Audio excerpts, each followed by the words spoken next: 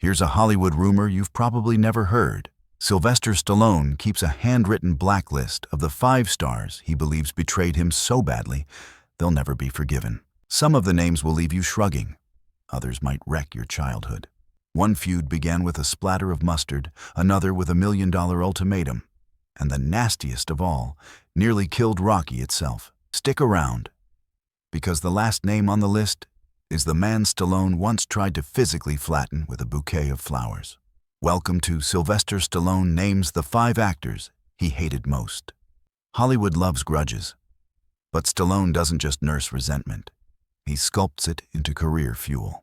Every time someone crosses him, he seems to come back with a new franchise, a record-shattering sequel, or a viral headline that keeps him in the fight. Tonight, we're digging into the 5 clashes that forged the legend of Sly, each one a mini soap opera with its own twist ending. Back in 1974, long before red carpets and private jets, 2 hungry nobodies were wedged into the back seat of a dented sedan on the set of The Lords of Flatbush. Stallone was pure muscle memory. No acting classes, just Hell's Kitchen street smarts. Richard Gere, fresh from theater training, dissected the script like it was Shakespeare. The clash of styles felt awkward from day one. Pressure on the low-budget shoot was brutal. Rented locations by the hour, 1 camera, no time for retakes. Lunch arrived in greasy paper bags. Gere climbed into the car, holding a chicken and mustard sub, dripped a yellow glob on Stallone's brand new pants, and boom, the Brooklyn air turned electric. Sly's elbow connected with Gere's head. He yanked the future Pretty Woman star onto the pavement, and production froze. The director sided with Stallone. Gere was fired, his scenes reshot with Perry King. Stallone walked away, believing a leader had to establish dominance early. The grudge didn't cool with age. In 2024, Gere was asked on Spanish radio which co-star he'd never work with again. He answered, "No comment, but you can guess," and laughed. Stallone, in a podcast the same month, said he felt an immediate aversion the moment Gere walked on set. But that mustard splash wasn't their last near collision. Fast forward to the early 90s. Sir Elton John hosts a star-studded dinner for Princess Diana. Gere and Stallone lock eyes across the room, both clearly taken with the people's princess.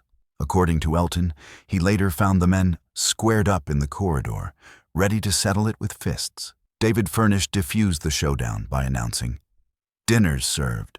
Stallone stormed out, muttering he'd never have attended if Prince Charming was going to be here. If a mustard stain and a princess could trigger that kind of rage, imagine what $1 million a day can do. By 2010, the traditional muscle man action flick was fading. Yet Stallone pulled off a miracle.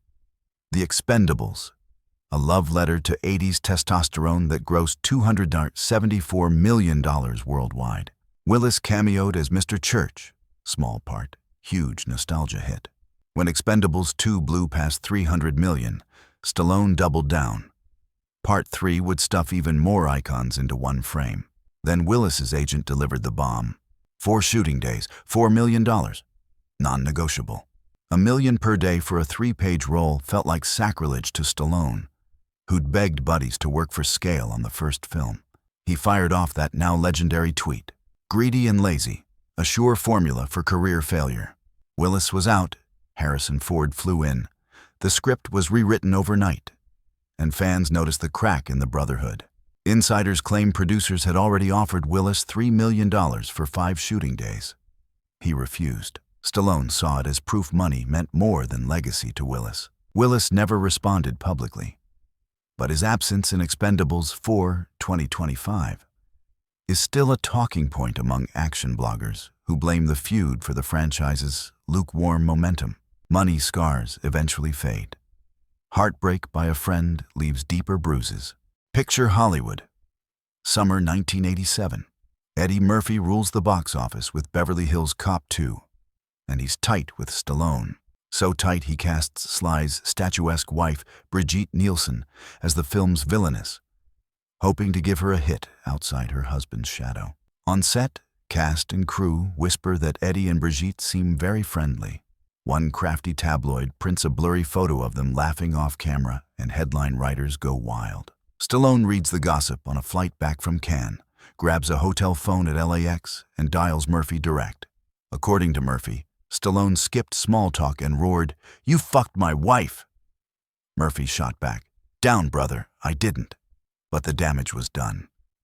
They never appeared in public together again.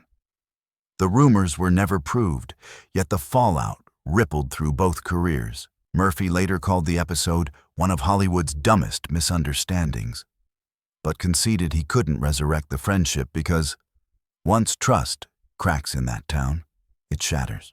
If whispers can detonate a bromance, what happens when someone literally owns the hero you bled for?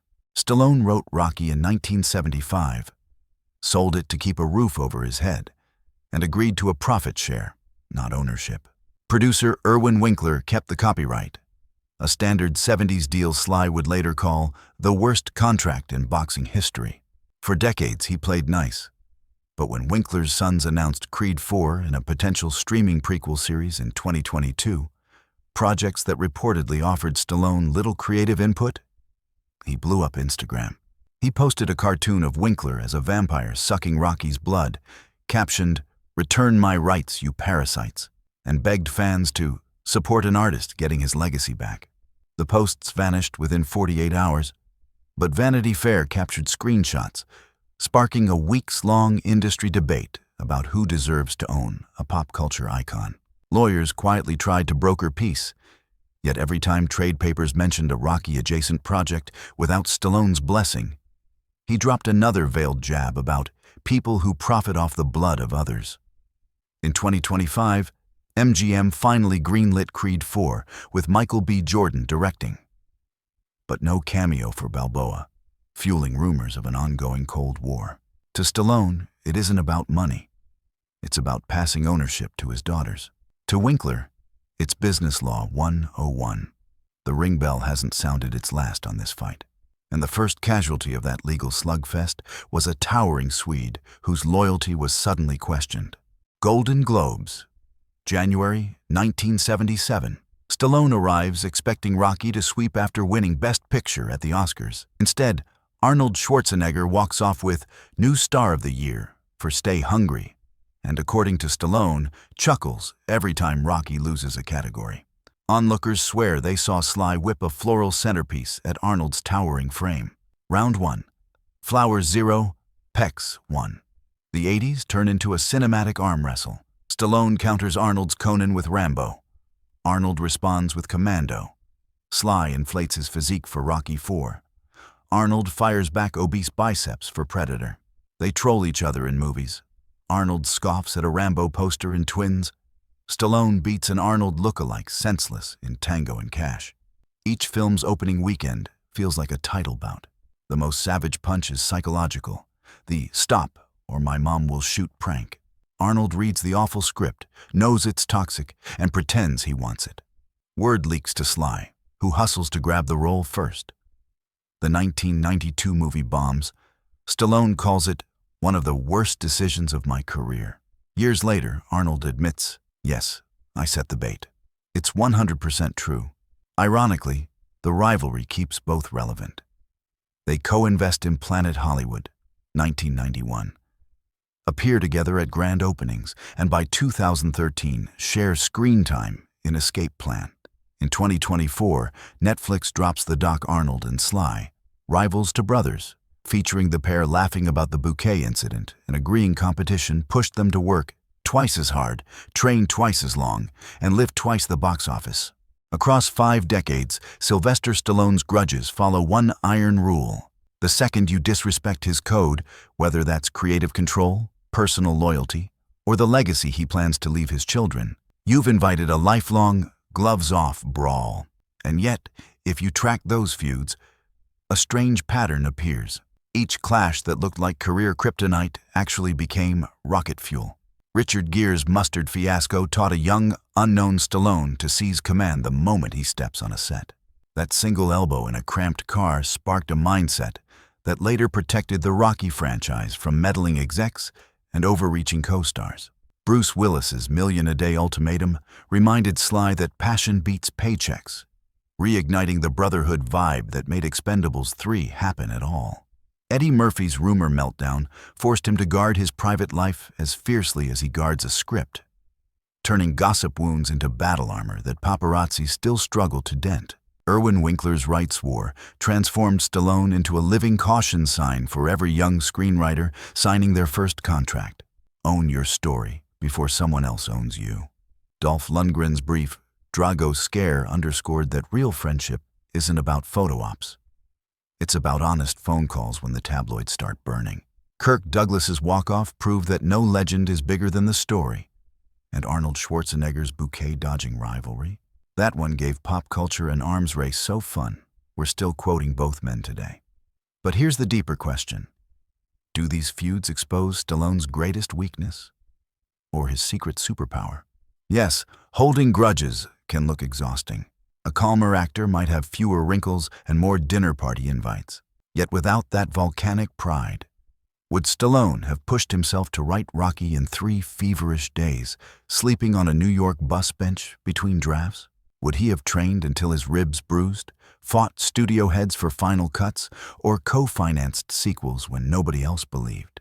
The grudges didn't just test his limits, they expanded them. Every public slap became a private dare. Prove them wrong, kid. That brings us to you. Everybody watching has faced at least one mustard moment, one betrayal, one greedy demand. Do you let it harden into bitterness? Or do you bench press it into fuel?